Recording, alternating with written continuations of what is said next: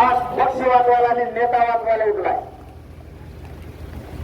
कोणाला वाटत नाहीये माझा गरीब मराठा मोठा व्हावा म्हणून. माझ्या मराठ्यांनी गरिबांनी यांचं काय केलं याचं उत्तर मात्र आणखी मिळत नाहीये. मराठा समाजाने इतकं यांना उंचीवरती नेऊन ठेवलं, जितकं मोठं केलं.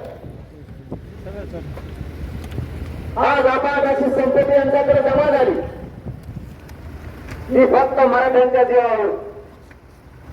कधी काही यांना 10 एकर जमीन नव्हत्या, 500 एकर जमीन मोजायला लागली.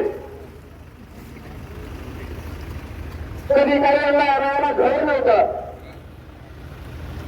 यांचे 5-5 एकर मध्ये बंगले उभा राहिले. हे फक्त मराठ्यांमुळे त्यांना मिळालं. आज ती हरामखोर आवाज आपल्या मराठ्यांना गरिबांना आरक्षण मिळू देत नाहीये. मराठ्यांची उपकाराची भेट उलट्या दिशेनं करायला लागले. काय केलं माझ्या मराठ्यांनी? गरीब परतंत्रासाठी राज्यात कोणी नाहीये का?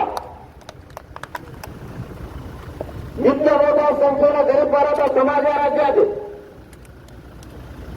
यांची बाजू घ्यायची कोणाचीच तयारी नाहीये. उठते आणि पक्षात आणि नेत्याचं आपल्याला सांगतोय आमच्या आरक्षणाचं काय, यावर कोणीच बोलायला तयार नाहीये. राग येत नाही. सगळ्या शहरांचा अधिसूचना काढली, 8 महिने झाले तिची अंमलबजावणीच नाहीये. काय चूक आहे आमची? तुम्ही म्हणताय सरकारच्या विरोधात बोलू नका, तुम्ही नाही दिल्यावर आम्ही बोलणार नाही तर करणार का? हैदराबादचे आदेश सापडले, त्यांना 8,000 पुरावे सापडले. 4 महिने झाले सरकार पुरावे आणत नाहीये. याचं कारण तरी सांगा. मराठ्यांच्या लाखांना नोंदी सापडल्या, प्रमाणपत्र द्यायचे बंद केले, मुलांच्या व्हॅलिडिटी द्यायच्या बंद केल्या, रेकॉर्ड शोधायचे बंद केले. देवस्थानामध्ये सापडलेले पुरावे मोदी सरकारने घेतले. हैदराबादचे आदेश लागू केले आहे. लागू न करण्याचं कारण तरी आम्हाला सांगा. माझे घोष झाला माझा समाज त्या आरक्षणासाठी झुंजत आहे. हैदराबादचे आदेश लागू करायला तुम्हाला अडचणी काय?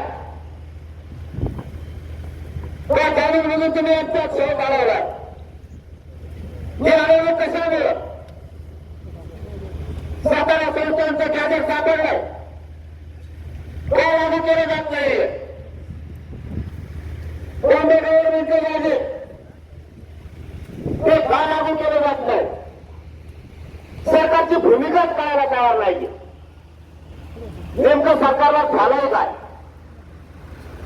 मराठा आणि कुणबी एकच आहे.